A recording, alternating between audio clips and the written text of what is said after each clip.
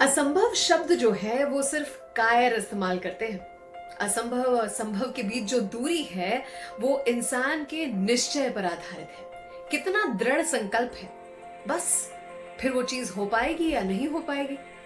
अगर कुछ असंभव होता तो शायद भारतवर्ष को 5 अगस्त 2020 की सुबह नसीब ना हुई होती।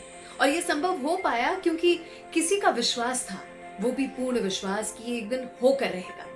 आपकी अर्चना के साथ है। और अगर आपको मेरी ये कहानियां पसंद आती हैं, वीडियो स्टोरीज पसंद आती हैं, तो हर हफ्ते हर गुरुवार को एटलीस्ट एक कहानी रखने की कोशिश करती हूँ। मेरी इस only an official YouTube channel को जरूर से सब्सक्राइब करें।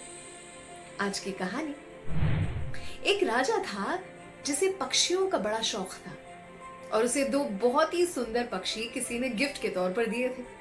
अब ये तोहफा जो था वो उसके राज्य के लिए था और वो भी उसके दरबार के लिए। दरबार की रौनक को बढ़ाने के लिए ये दोनों पक्षियों को वहीं रखा जाता। और उसने पक्षी पालक को बुलाया और कहा कि ये दोनों ही पंछियों को आसमान की ऊंचाइयों तक जाना तो सिखाना, लेकिन अपने घर यानी कि इस राज दरबार तक वापस आने के लिए भी जरूर से रास्ता दिखा देना। पक्षी पालक जो था वो अपने कार्य में लग गया, उन्हें ट्रेन करने लग गया। उसमें से एक जो पंछी था वो उड़ता, आसमान की ऊंचाइयों को सर करके वापस आ जाता, लेकिन दूसरा जो पंछी था वो उसी डाल पर बैठा रहता।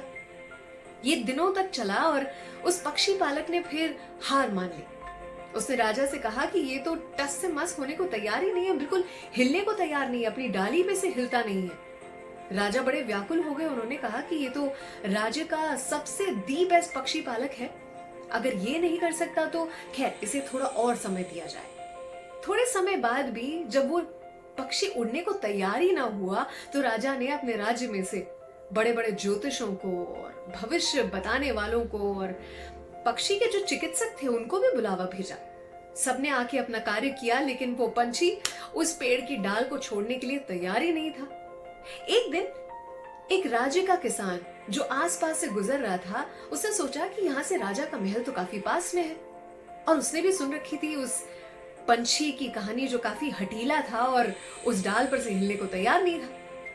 तो किसान ने सोचा क्यों ना मैं जाके कोशिश करूं।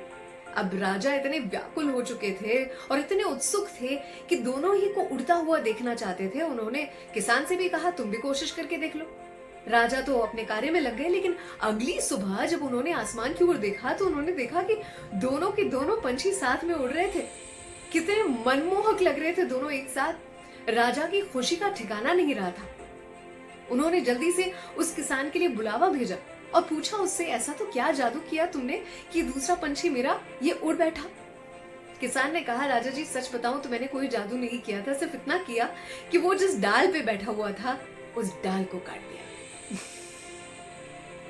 अर्थात हमारे जीवन में भी न जाने कितने ऐसे मौके आते हैं जो हमें उड़ाने की कोशिश करते हैं, अपॉर्चुनिटीज होती हैं हमारे सामने, लेकिन हम हैं कि हमारी डाल को पकड़े बैठते हैं, सेफ सुरक्षित। डर लगता है कि इस डाली को छोड़ दिया तो कहीं गिर ना पड़े, कहाँ खाई में ना गिर जाए। It is very important to get out of one's comfort zone.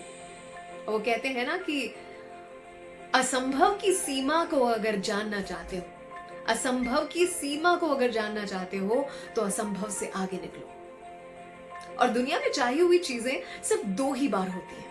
दुनिया में चाहिए हुई चीजें सिर्फ 2 ही बार होती हैं, एक हमारे दिमाग में और दूसरी बार हकीकत में। चाह कर तो देखो।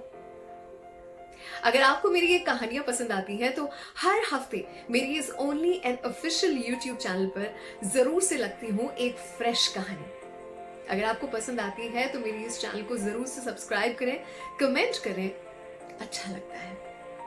सलाम, दुआ, वणक्कम, प्रणाम, सत श्री अकाल, केम छो, सारू छे, विश्व आखुई मारू छे। अर्चना की ओर से थैंक यू फॉर वॉचिंग।